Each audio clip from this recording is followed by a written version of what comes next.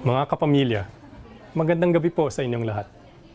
Ako po ay humaharap sa inyo para sa ating ABS-CBN family.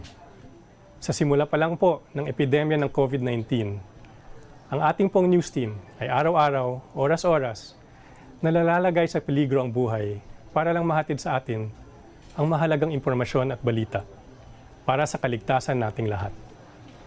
Marami po sa inyong mga kapamilya ay pumasok sa opisina para hindi matigil ang broadcast at serbisyo ng ABS-CBN. Sa umpisa pa lang ng lockdown at maraming Pilipino ang maaring magutom dahil mawawalan ng hanap buhay, inumpisan po natin agad ang pantawid ng pag-ibig. Sa ating pagtutulungan, nakapaghatid tayo ng pagkain at ayuda sa lampas 2 milyon nating kapamilya. Sa lahat po ng nagdaang taon at sa lahat na nagdaang kalamidad at trahedya, ganito na po ang lagi nating ginagawa. Ang ating ABS-CBN ay nangunguna sa paglikom ng mga donasyon para makatulong sa pag-ahon ng mga biktima.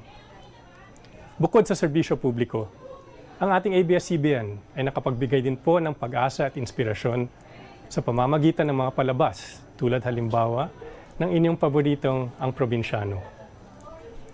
Ang makapaglingkod sa inyo ang aming misyon at ang aming kaligayahan.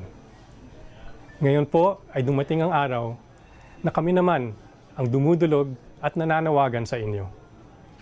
Hindi po binigay ng National Telecommunications Commission ang lisensya para sa patuloy na paglilingkod ng ABS-CBN. Kaya mawawala na po sa ere ang ating ABS-CBN. Ginawa na po namin ang lahat ng requirement para sa renewal at wala rin po kaming nilabag na batas. Pati po ang Kongreso na ayon sa batas ay may kapangyarihan na mag-utos sa NTC na magbigay ng provisional authority sa TV at radio stations, ay nagsabi po na bigyan na muna ang ABS-CBN ng provisional authority.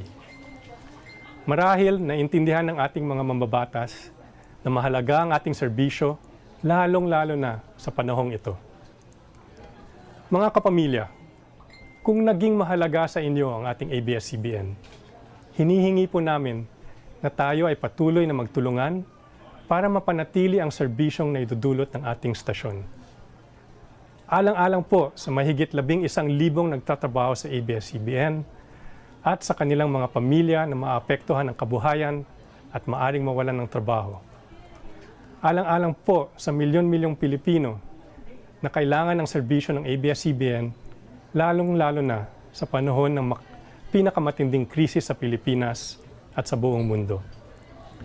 Lalo na ngayon sa pinakamalalang panahon ng sakit at gutom. Ipadama, isaad at ipadinig po natin ang ating nararamdaman sa pagsasara ng ating ABS-CBN. Sa oras na ito, kami naman po ang humihingi ng inyong pagdamay. Maraming salamat po mga kapamilya.